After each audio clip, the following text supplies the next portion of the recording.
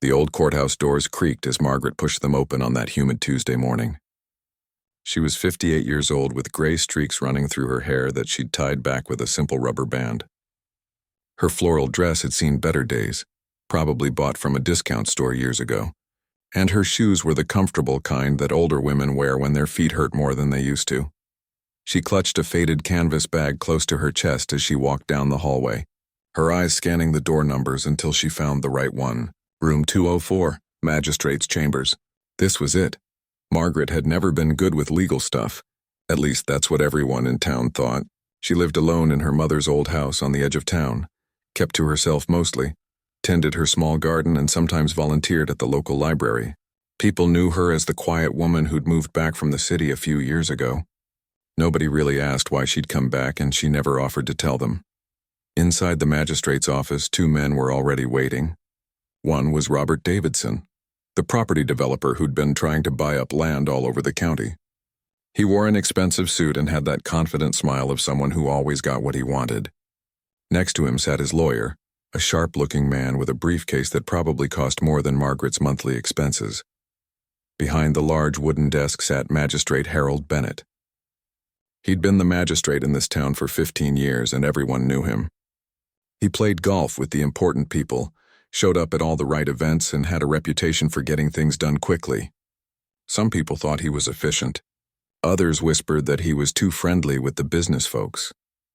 When Margaret walked in, Bennett barely looked up from the papers on his desk. He gestured to a chair with one hand while signing something with the other. "Mrs. Lewis, take a seat," he said, his tone making it clear this was just another routine matter he needed to push through before lunch. Margaret sat down quietly, placing her canvas bag on her lap. She noticed how Davidson and his lawyer exchanged a quick look, one that said this would be easy. She'd seen that look before many times, but she kept her face neutral and her eyes down. "Now then," Bennett said, finally looking at her over his reading glasses, "you understand why we're here today? This is about the property dispute between yourself and Mr. Davidson, regarding the land behind your mother's house." "Yes, sir," Margaret said softly. "I got the papers you sent." Good. "And I see you don't have legal representation?" Bennett's eyebrows went up slightly, but there was no real surprise in his voice. He'd expected this. "I can't afford a lawyer, Your Honor," Margaret replied, her voice barely above a whisper. "I'm just living on my late mother's pension and doing some part-time work at the library." Davidson's lawyer leaned forward slightly. "Your Honor, given that Mrs. Lewis is unrepresented, perhaps we should explain the situation clearly for her benefit." Bennett nodded. "Very well.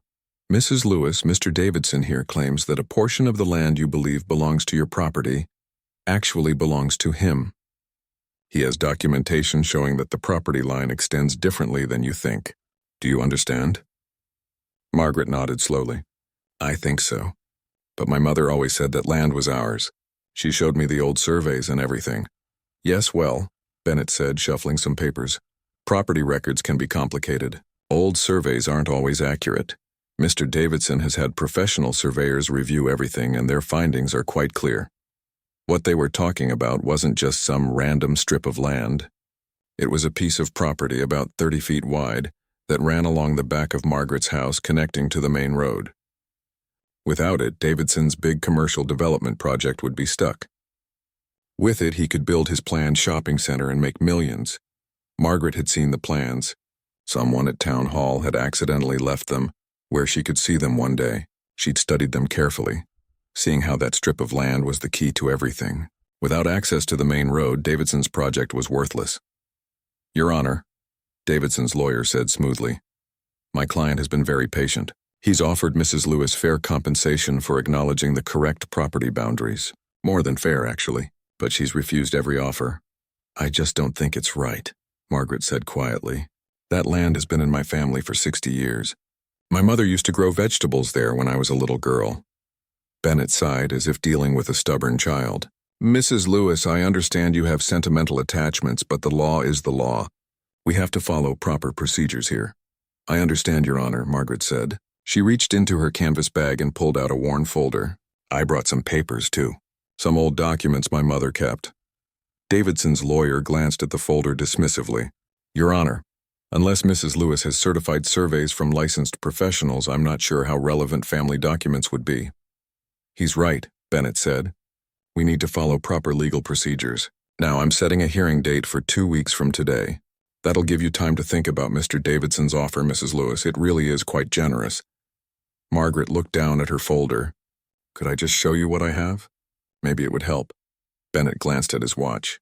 Mrs. Lewis, proper evidence needs to be submitted in the correct format, with proper notice to the other party. You can't just show up with random papers. That's not how court works. I'm sorry, Margaret said, putting the folder back in her bag. I don't really understand all these rules.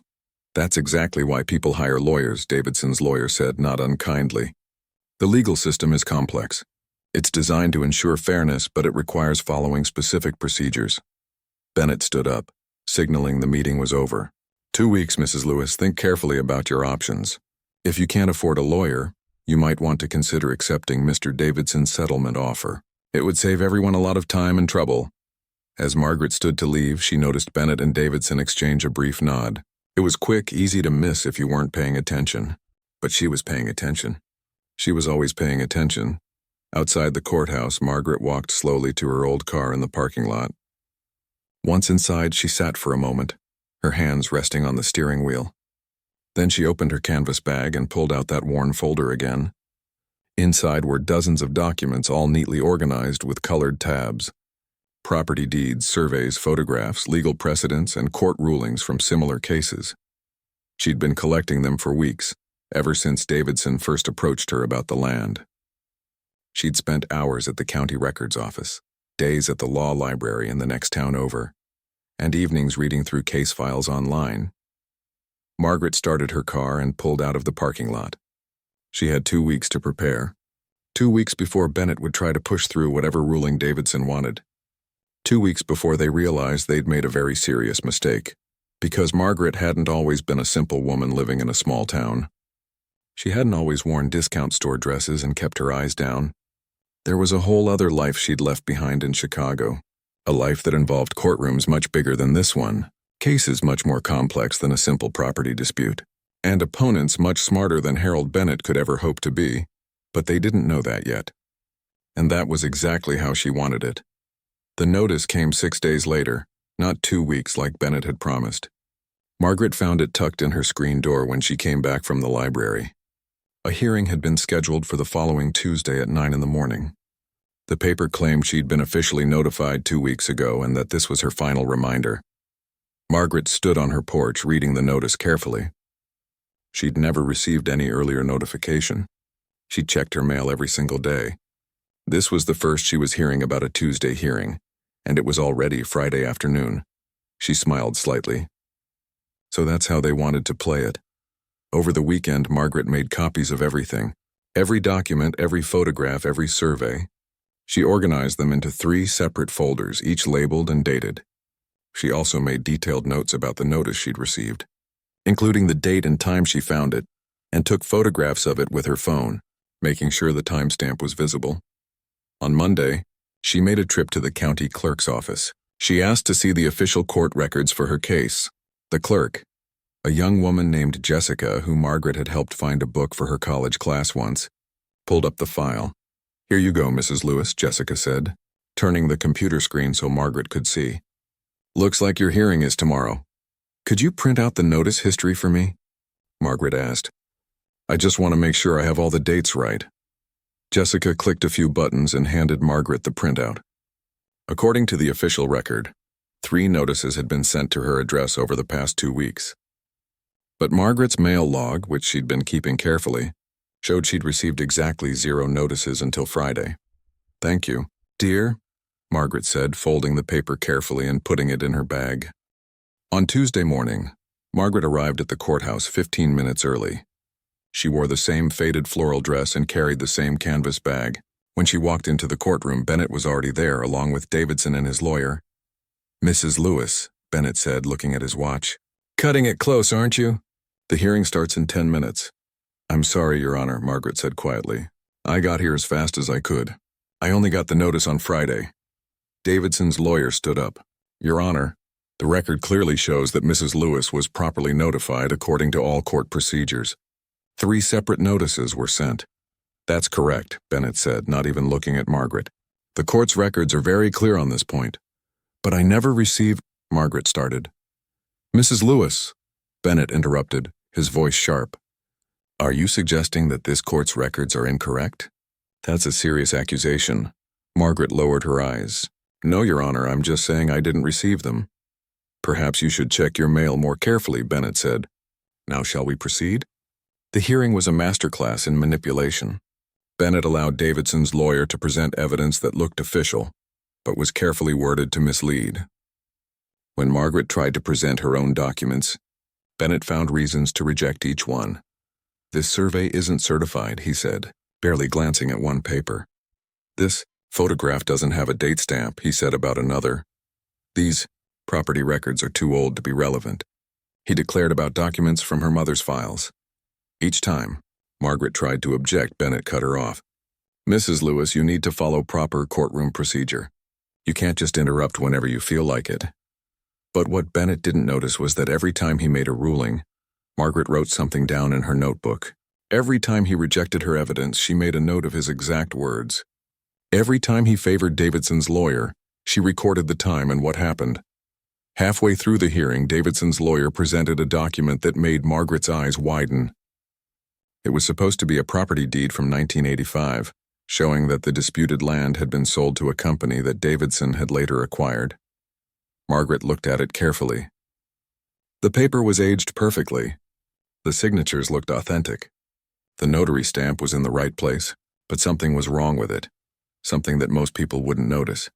Mrs. Lewis, do you have any response to this evidence? Bennett asked, clearly expecting her to have nothing to say. Could I see it more closely, Your Honor? Margaret asked softly. Bennett sighed but handed her the document. Margaret studied it for a long moment, running her finger along the edges of the paper. Then she handed it back. No, Your Honor, I don't have anything to say about it right now. Bennett looked surprised, then pleased. Very well, Mr. Davidson, your evidence is quite compelling. I'm prepared to make a preliminary ruling today. Your Honor, Margaret said quietly, could I ask for a continuance? Just a few more days to get my documents in order? Davidson's lawyer jumped in. Your Honor, Mrs. Lewis has had plenty of time to prepare. My client has been trying to resolve this matter for months. We object to any further delays. Bennett nodded. I agree. Mrs. Lewis, you've had ample opportunity to present your case. I'm denying your request for a continuance. Then could I at least submit my documents for the record? Margaret asked. Even if you don't want to consider them today? What documents? Bennett asked impatiently. Margaret pulled out her folder. I have some property records, some old surveys, and some photographs. I know you said they're not in the right format, but I'd like them to be part of the official record. Bennett waved his hand dismissively. Fine. Give them to the clerk, but I'm making my ruling now. Based on the evidence presented, I find that the property in question belongs to Mr. Davidson. Mrs. Lewis, you have 30 days to remove any personal items from that section of land. The gavel came down with a sharp crack. Margaret gathered her things slowly. As she walked out of the courtroom, she heard Davidson and his lawyer congratulating each other in low voices. Bennett was already packing up his briefcase, probably heading to an early lunch. None of them saw Margaret stop at the clerk's office. None of them saw her request official copies of the entire court transcript. None of them knew that she'd been recording every hearing on her phone, which was perfectly legal in their state as long as one party consented to the recording.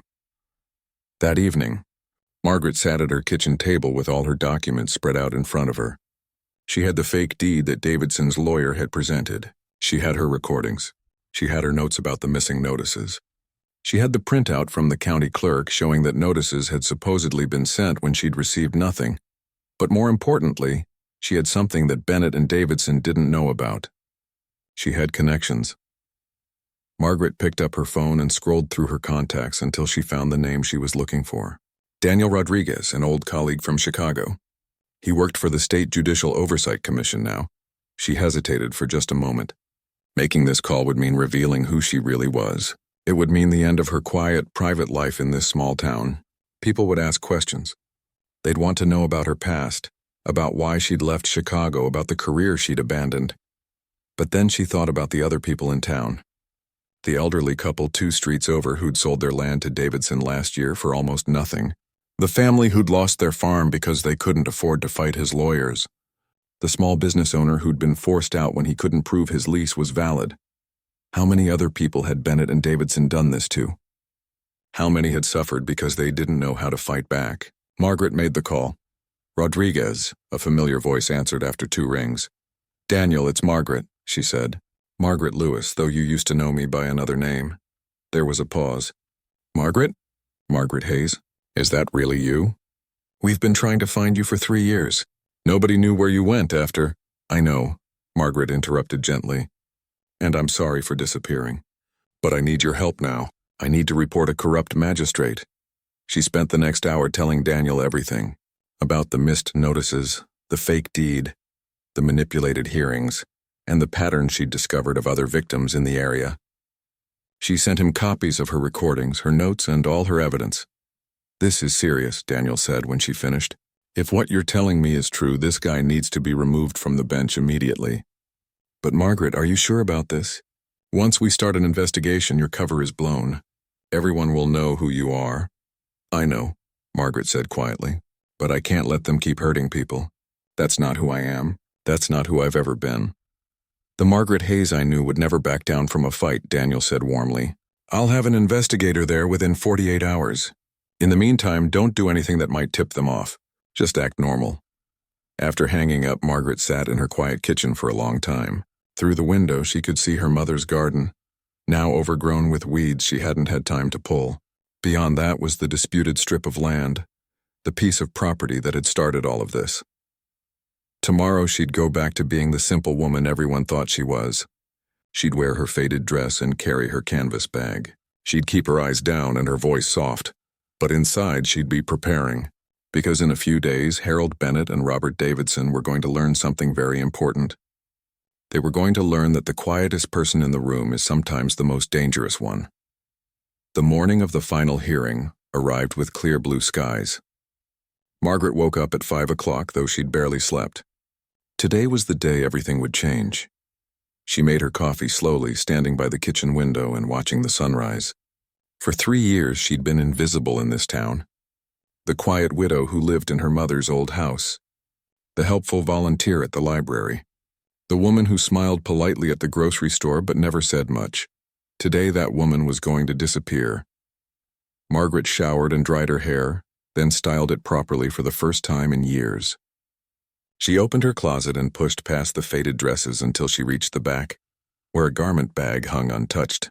Inside was her navy blue suit, the one she'd worn to her last trial in Chicago. She'd kept it even though she thought she'd never wear it again. The suit still fit perfectly. She added a white blouse, simple pearl earrings, and the leather briefcase she'd brought from her old office. Looking in the mirror, she saw someone she hadn't seen in a long time. A woman who'd argued cases in federal court. A woman who'd made opposing lawyers nervous just by walking into a room. At 7:30, Margaret's phone rang. It was Daniel Rodriguez. "The investigator met with Bennett yesterday afternoon," Daniel said. "Didn't tell him what it was about, just said there were some routine questions about court procedures. But Bennett knows something's up. He called 3 different people at the commission last night trying to find out what was going on." "Good," Margaret said. "Let him be nervous. Margaret, are you sure about doing this today? We could postpone. Get everything in order first." "No," Margaret said firmly. "He's going to try to finalize this ruling today. If we wait, he might destroy evidence. It has to be now." She arrived at the courthouse at 8:45. The same parking lot, the same old building, but everything felt different. Her heels clicked on the tile floor as she walked down the hallway, and people turned to look. Nobody recognized her at first. This confident woman in the expensive suit couldn't possibly be the same person who'd shuffled through these halls in a faded dress just 2 weeks ago. Margaret reached the courtroom and pushed open the door. Inside, Bennett was at his bench reading through some papers. Davidson and his lawyer were in their usual seats. They all looked up when she entered. For a moment, nobody spoke. Davidson's lawyer blinked several times as if trying to process what he was seeing. Davidson himself just stared, his mouth slightly open. Bennett recovered first. "Mrs. Lewis, is that you?" "Yes, Your Honor," Margaret said, her voice clear and strong. No more soft whispers, no more downcast eyes. She walked to the front of the courtroom with her briefcase, moving like someone who'd done this 1,000 times before. Because she had. "What's going on?" Bennett asked, and there was an edge to his voice now. Something was wrong, and he knew it. Margaret set her briefcase on the table and opened it. "Your Honor, before we proceed with today's hearing, I need to inform the court of several important facts. First, I am a licensed attorney in this state. I have been since 1994. My bar number is 847362. The courtroom went completely silent. Davidson's lawyer leaned forward in his chair. Bennett's face had gone pale. Second, Margaret continued, pulling out a thick folder. I am filing a formal complaint with the State Judicial Oversight Commission regarding your conduct in this case. The complaint documents 23 separate violations of judicial ethics, procedural law, and civil rights. She placed the folder on Bennett's desk. He stared at it like it might explode. You're a lawyer?" Davidson finally said, finding his voice. "For 30 years, Margaret replied, turning to face him. I spent most of that time in Chicago, handling complex litigation for major corporations. I've argued cases in appellate courts, trained dozens of young attorneys, and won settlements worth hundreds of millions of dollars. But, Your Honor, that's not really the important part." She pulled another document from her briefcase. "The important part is that I've been documenting everything that's happened in this courtroom. Every missed notification that was falsely recorded as delivered. Every piece of evidence you improperly rejected. Every favor you did for Mr. Davidson here." Bennett found his voice, and it came out angry. "You can't just record court proceedings without permission. I'll hold you in contempt." "Actually, Your Honor," Margaret said calmly, "under state law, I can record any conversation where at least one party consents. I am that party. I consented to my own recordings. Every single hearing is documented. Every word you've spoken is on record." Davidson's lawyer stood up. "Your Honor, this is highly irregular. I move to dismiss all of Mrs. Lewis's claims on the grounds of—" "On the grounds of what?" Margaret interrupted, and there was steel in her voice now. "On the grounds that I caught you? On the grounds that I documented your client's forged property deed?" "Yes, forged. That 1985 deed you presented. The notary stamp is from a series that wasn't issued until 1987. It took me 10 minutes to verify that with the state notary office." The lawyer sat down quickly. Davidson had gone very pale. Margaret turned back to Bennett. "I also need to inform you that I've been in contact with the State Judicial Oversight Commission. They've already begun an investigation into your conduct. An investigator spoke with you yesterday, though he didn't tell you what it was really about." Bennett's hands were shaking slightly. "This is ridiculous. You can't just come in here and make accusations." "I'm not making accusations, Your Honor. I'm presenting evidence." Margaret pulled out more documents. "I have recordings of you and Mr. Davidson having private conversations at the country club. Yes, I've been watching you both for weeks. I have photographs of 3 different meetings where you discussed this case outside of court. I have testimony from 4 other property owners who lost cases to Mr. Davidson in your courtroom under suspicious circumstances." She spread the documents across the table. "I have proof that you altered court transcripts. I have proof that you fabricated filing deadlines. I have proof that you accepted evidence you knew was fraudulent." Bennett stood up abruptly. "I'm not listening to any more of this. This hearing is over. You're out of order, Mrs. Lewis, or whoever you are." "Actually," Margaret said quietly, "I don't think you want to make this worse for yourself, because if you try to dismiss this case now, if you try to rule against me again, I'll file an emergency motion with the state Supreme Court this afternoon, and I promise you, with the evidence I have, they'll grant it. They'll suspend you immediately and appoint a special prosecutor." She let that sink in for a moment. "Or you can do the right thing right now. You can recuse yourself from this case. You can recommend that all your recent rulings be reviewed. You can cooperate with the investigation." The silence in the courtroom was absolute. Nobody moved. Nobody even seemed to breathe. Finally, Davidson's lawyer cleared his throat. "Your Honor, perhaps we should request a continuance. Give everyone time to review these new developments." "No," Margaret said firmly. "No more delays. No more games. Your Honor, I'm also filing a motion to disqualify you from this case immediately, and I'm requesting that a new magistrate be appointed to review all the evidence from the beginning." Bennett sank back into his chair. He looked like a man watching his entire world collapse. "You knew," he said quietly. "From the very beginning, you knew exactly what we were doing." "Yes," Margaret said. I knew. I've seen corrupt judges before. I helped prosecute one early in my career. You weren't even very good at it, to be honest. You got sloppy. You got arrogant. You thought I was just some simple woman who wouldn't know any better. She closed her briefcase. That was your biggest mistake. Davidson stood up suddenly, his chair scraping loudly against the floor. This is insane. You can't just destroy everything because of some technicalities. Technicalities? Margaret turned to face him, and her voice was ice cold. You tried to steal my land with a forged deed. You conspired with a magistrate to manipulate court proceedings. You've done this to at least 7 other families in this county. Those aren't technicalities, Mr. Davidson.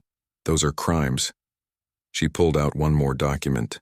And speaking of crimes, I've already contacted the district attorney's office. They're very interested in your forged deed. Forgery, fraud, conspiracy to defraud. Those charges carry significant prison time. Davidson's face had gone from pale to red. You can't prove anything. That deed is legitimate. The notary stamp says otherwise, Margaret replied calmly. But please keep talking. Everything you say right now is on the record. Bennett had his head in his hands. Davidson was breathing hard, looking like he might say something else, but his lawyer grabbed his arm and whispered urgently in his ear. Margaret gathered her documents. Your Honor, I'll be filing all of these motions with the court clerk within the hour. I expect to hear about your recusal by end of business today. If I don't, my next call will be to every news station in the state. I'm sure they'd be very interested in a story about a corrupt magistrate and a developer stealing land from vulnerable people. She walked toward the door, then paused and turned back. Oh, and Mr. Davidson? You might want to call your other lawyer, the criminal defense one. You're going to need him. The door closed behind her with a soft click, leaving 3 men sitting in stunned silence in a courtroom where they'd thought they held all the power. In the hallway, Margaret allowed herself a small smile. She'd been Margaret Hayes again for less than an hour, and she'd already accomplished what 3 years of being invisible couldn't do. She'd reminded them that justice wasn't about who had the most power or the most money. It was about who had the truth and the courage to speak it. By noon that same day, everything had changed. The State Judicial Oversight Commission issued an emergency suspension of Magistrate Harold Bennett, pending a full investigation. The news spread through the small town like wildfire. Margaret sat in her kitchen, her phone ringing constantly. Reporters from 3 different newspapers, a television crew from the city, old colleagues from Chicago who'd somehow heard the news already. She ignored most of them, but she did answer when Daniel Rodriguez called. You did it, he said, and she could hear the smile in his voice. Bennett's suspended. The commission is sending a full investigative team tomorrow. Margaret, this is huge. It's not over yet, Margaret replied, looking at the stack of documents on her table. We still need to prove everything, and we need to help the other victims. About that, Daniel said. We've already identified 6 other cases from Bennett's court that look suspicious. Property disputes mostly, all involving the same developer. Your Mr. Davidson has been busy. Margaret felt a cold anger settle in her chest. 6 other families, 6 other people who'd trusted the system to protect them, only to be betrayed by the person who was supposed to deliver justice. I want their names, Margaret said. I want to contact them. Margaret, you're a witness now. You should probably let the investigation run its course. Daniel, these people have been waiting for justice for months, maybe years. They deserve to know that someone's finally listening. Give me their names. There was a pause, then Daniel sighed. You always were stubborn. Okay, I'm sending you the list. But be careful. Davidson's lawyer has already filed 3 motions trying to suppress your evidence. They're fighting back hard. After the call ended, Margaret looked at the email Daniel had sent. 6 names, 6 addresses, 6 families who'd lost something because they hadn't known how to fight back. The first name on the list was Thomas and Patricia Wright. They'd lost their small farm 2 years ago. Margaret recognized the address. It was only 15 minutes away. She grabbed her keys. The Wright property was at the end of a dirt road, a small farmhouse that had seen better days. An elderly man was sitting on the porch when Margaret pulled up. He watched her car with suspicious eyes, the way people in rural areas watch strangers. Mr. Wright? Margaret called out as she got out of her car. My name is Margaret Lewis. I wondered if I could talk to you about your property case from 2 years ago. The man's face hardened. Don't want to talk about it. Lost that case fair and square. Lawyer said we didn't have any options. What if I told you it wasn't fair? Margaret said gently. What if I told you that the magistrate who ruled against you has been suspended for corruption? Thomas Wright stood up slowly, his hand gripping the porch railing. What are you talking about? Margaret spent the next hour on their porch explaining everything. She showed them her evidence, played them some of her recordings, and told them about Bennett's suspension. Patricia Wright came out halfway through, and by the end she was crying. We lost everything, Patricia said, her voice shaking. 40 years we worked this farm. 40 years, and he just took it like it was nothing. We can fight back, Margaret said. I'm going to help you. I'm going to help all of you. Why? Thomas asked, his eyes searching Margaret's face. Why do you care about people like us? Margaret was quiet for a moment. Because someone should have helped me once, a long time ago, and nobody did. Because I have the skills to fight back, and you deserve someone in your corner. And because what they did to you was wrong. She visited 3 more families that afternoon. Each story was the same. Property disputes. Suspicious rulings. Bennett always siding with Davidson. Families losing land that had been in their possession for generations. By evening, Margaret was exhausted, but she had something she hadn't expected. She had hope. Every family she'd visited had agreed to work with her. They'd signed papers allowing her to represent them, and they'd shared their own documents and evidence. 2 days later, a new magistrate was appointed to review Margaret's original case. Judge Patricia Morrison had a reputation for being tough but fair, and she'd driven in from the state capitol specifically for this assignment. The hearing was nothing like the previous ones. Judge Morrison listened carefully to everything, took detailed notes, and asked pointed questions. When Davidson's lawyer tried to present the forged deed again, Morrison stopped him immediately. This document has been examined by a forensic expert, Morrison said, holding up a report. The notary stamp is confirmed to be from a series that didn't exist in 1985. This deed is fraudulent. Does your client wish to explain how he came to possess a forged document? Davidson's lawyer went pale. Your Honor, my client was unaware. Save it for the criminal trial, Morrison interrupted. I'm dismissing all of Mr. Davidson's claims. Mrs. Lewis, or should I say Ms. Hayes, your property boundaries are confirmed as you originally stated. The land is yours. Margaret felt relief wash over her. But Morrison wasn't finished. Furthermore, the judge continued, I'm ordering Mr. Davidson to pay all of Ms. Hayes' costs and expenses related to this case. I'm also forwarding my findings to the district attorney's office with a recommendation for criminal prosecution. She looked directly at Davidson. Sir, you attempted to steal property through fraud and conspiracy. You corrupted a public official. You violated the trust that the legal system depends on. I hope you enjoy your victory because it's going to cost you everything. The gavel came down, and this time, it was the sound of real justice. But Margaret's work wasn't done. Over the following weeks, she worked with the other victims, helping them file motions to reopen their cases. Judge Morrison agreed to review each one personally, and what she found was damning. In every case, Bennett had manipulated evidence, ignored proper procedure, or outright fabricated rulings. In every case, Davidson had benefited. The pattern was undeniable. The State Judicial Oversight Commission's investigation expanded. They brought in forensic accountants who discovered that Bennett had received cash payments from Davidson. They found emails discussing how to manipulate specific cases. They uncovered a conspiracy that had been running for nearly 5 years. One afternoon, Margaret got a call from a number she didn't recognize. When she answered, a woman's voice came through, shaky and uncertain. Ms. Hayes, my name is Linda Chen. I heard about what you did, about how you caught that magistrate. I think he might have done the same thing to me. 3 years ago, I lost my business property and I never understood why. But after hearing about your case, I think... Margaret sat down slowly. Tell me everything. There were more victims. People who'd given up. Who'd accepted their losses because they thought they had no choice. People who'd been told they were wrong, that they didn't understand the law, that they should just accept the system's decision. Margaret spent her evenings making calls, reviewing documents and building cases. She contacted lawyers she knew from Chicago, colleagues who specialized in different areas of law. Some of them volunteered their time. Others worked for reduced fees. Together, they built a network to help every single person who'd been hurt by Bennett and Davidson. The town started to change. At first, people had been shocked when they learned who Margaret really was. Some felt betrayed that she'd hidden her past. But as they saw what she was doing, as they watched her fight for people who had no one else, their attitudes shifted. People started coming to her for help. Not just with legal issues, but with understanding documents they'd received, with questions about their rights, with problems they didn't know how to solve. Margaret's quiet house became a hub of activity. One evening, as Margaret sat at her kitchen table reviewing case files, there was a knock on her door. She opened it to find Patricia Wright standing there with a basket. "I made you some bread," Patricia said, smiling shyly. "And I wanted to thank you. We got our farm back.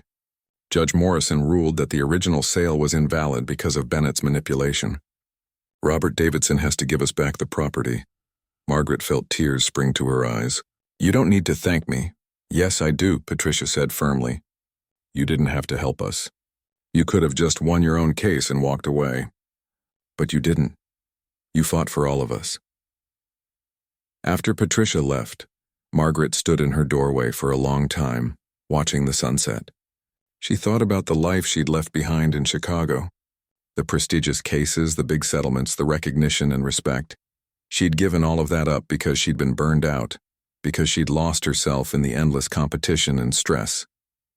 She'd come to this small town looking for peace, for anonymity, for a chance to just be quiet and alone. Instead, she'd found something else. She'd found purpose. The next morning, Margaret received an official letter from the State Bar Association. They'd heard about her case, about what she'd uncovered, and they wanted her help developing new oversight procedures for magistrates across the state. They wanted her expertise in identifying patterns of corruption. Margaret held the letter in her hands, thinking. She could say no. She could go back to being invisible, to tending her garden and volunteering at the library. But when she closed her eyes, she saw the faces of all the people she'd helped. Thomas and Patricia, Linda Chen, the 6 families whose cases were being reopened, all the people who'd thought the system had failed them, who'd given up hope. She picked up her phone and called the Bar Association. "This is Margaret Hayes," she said. "I'd be happy to help." 4 months after that first confrontation in the courtroom, Margaret stood in a different courthouse in the state capitol.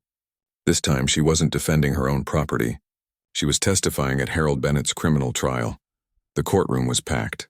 News crews lined the back wall, their cameras pointed at the witness stand. Every seat was filled with people who'd been affected by Bennett's corruption. Some were victims, some were just citizens who wanted to see justice served.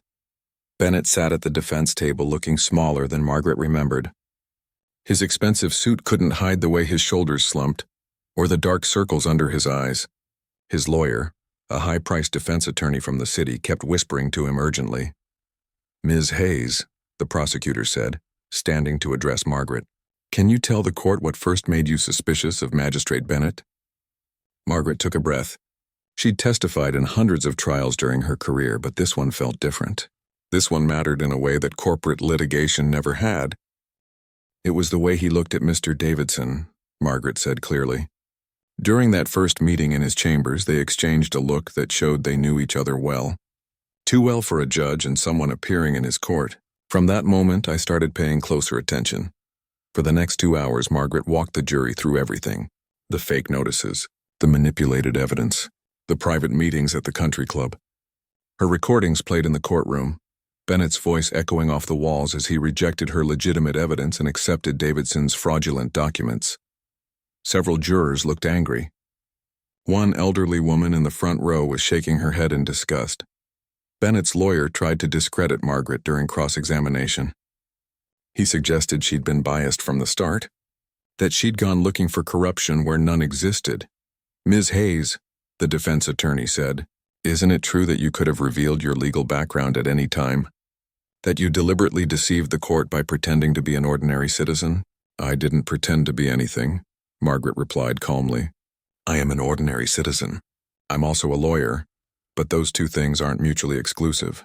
And no, I didn't reveal my background initially because I wanted to see what Mr. Bennett would do when he thought he was dealing with someone who couldn't fight back. So, you set a trap," the lawyer said accusingly. "No," Margaret said firmly. "Mr. Bennett set a trap. He'd been setting traps for vulnerable people for years. I just made sure this time someone noticed. The defense attorney tried another angle. You've admitted to recording court proceedings without notifying the court. Doesn't that show a pattern of deception on your part? I followed the law, Margaret said. In this state, I have the right to record any conversation where one party consents. I was that party. Unlike your client, who broke multiple laws and violated the oath he took as a magistrate. The prosecutor rested his case the next day. The evidence was overwhelming. Bank records showing payments from Davidson to Bennett, emails discussing how to handle specific cases, testimony from other victims, and Margaret's meticulous documentation of everything that had happened. The jury deliberated for less than 4 hours. Guilty, the foreman said, reading the verdict. On all counts, Bennett's face crumpled. His wife, sitting in the gallery, started crying. Margaret felt no satisfaction in his pain, but she felt relief. Relief that he couldn't hurt anyone else. The judge scheduled sentencing for 2 weeks later. When that day came, Margaret was there again, this time to give a victim impact statement. Your Honor, Margaret said, standing before the court, Harold Bennett didn't just break the law. He broke something more fundamental. He broke the trust that holds our society together. People believe that when they go to court, they'll get a fair hearing, that the person in the black robe will listen to the truth and make a just decision. Mr. Bennett destroyed that belief for dozens of people. She gestured to the gallery, where many of Bennett's victims sat watching. These people did everything right. They followed the rules, filed their papers correctly, showed up on time. And they lost anyway because the system was rigged against them. Some of them will never trust the legal system again. That's the real damage Mr. Bennett did. The judge nodded slowly. Thank you, Ms. Hayes. He turned to Bennett. You abused a position of public trust in the worst way possible. You sold justice to the highest bidder. You destroyed lives for personal gain. I'm sentencing you to 4 years in federal prison, followed by 3 years of supervised release. You are permanently disbarred and barred from ever holding public office again. Bennett was led away in handcuffs. Margaret watched him go, feeling the weight of 4 months of work finally lifting from her shoulders. Robert Davidson's trial was 3 weeks later. The evidence against him was even stronger. The forged deed alone would have been enough, but prosecutors had uncovered a pattern of fraud going back 7 years. Property scams, false documents, conspiracy charges. The jury found him guilty on 17 counts. He got 7 years. As spring turned to summer, Margaret's life found a new rhythm. The State Bar Association had hired her as a consultant, and she spent 2 days a week in the Capitol, training lawyers and judges to recognize patterns of corruption. She helped develop new oversight procedures, creating systems to catch problems before they could hurt people. The rest of her time, she worked from her mother's house, which had somehow transformed into an informal legal aid office. People came to her with problems, and she helped them for free or for whatever they could afford. Sometimes that meant money. Sometimes it meant fresh vegetables from their garden or help fixing her fence. The 6 families whose cases had been reopened all got their property back. Judge Morrison had ruled that every single one of Bennett's decisions in those cases was tainted by corruption and therefore invalid. Margaret helped them through the process, making sure they understood their rights and had all the documentation they needed. One Saturday morning, Margaret was working in her garden when a car pulled up. A young woman got out, maybe 30 years old, wearing business casual clothes and carrying a folder. Ms. Hayes, the woman called out. I'm Jennifer Park. I'm a reporter with the State Times. I've been following your story, and I'd love to interview you for a feature we're doing on judicial reform. Margaret stood up, brushing dirt from her hands. I don't really do interviews. I know, Jennifer said, smiling. I called your office at the Bar Association, and they said you'd say that. But this isn't about you specifically. It's about what happened here and how it's changing the system statewide. People need to know that they can fight back. Margaret hesitated, then nodded. All right, but let's do it out here. I don't want to stop working. They talked for over an hour while Margaret weeded her vegetables. Jennifer asked thoughtful questions, not just about Bennett and Davidson, but about why Margaret had come to this town, why she'd kept her background hidden, and what she hoped would change. Do you regret leaving Chicago? Jennifer asked at one point. Margaret thought about it, her hands deep in the soil. No, she finally said. I thought I needed to leave the law behind to find peace. But what I really needed was to remember why I became a lawyer in the first place, not for the big cases or the recognition, but to help people who need it. The article came out 2 weeks later. It was fair and well-written, focusing on the systemic changes being implemented rather than sensationalizing the corruption case. But there was one part that stuck with people, a quote from Margaret near the end. "Justice isn't about being powerful," she'd said. "It's about being persistent. It's about refusing to accept wrong just because it's easier than fighting back. And it's about remembering that the quietest people in the room might be the ones paying the closest attention." The article brought more people to Margaret's door. Some had legal problems, but others just wanted to thank her. One man drove 3 hours to shake her hand. He'd lost his small business in a case before Bennett 5 years earlier, and reading about the corruption had finally given him closure. "I thought I'd done something wrong," he told Margaret, tears in his eyes. "I thought I'd failed. But it wasn't me. It was him." "It was never you," Margaret said gently. "You did everything right.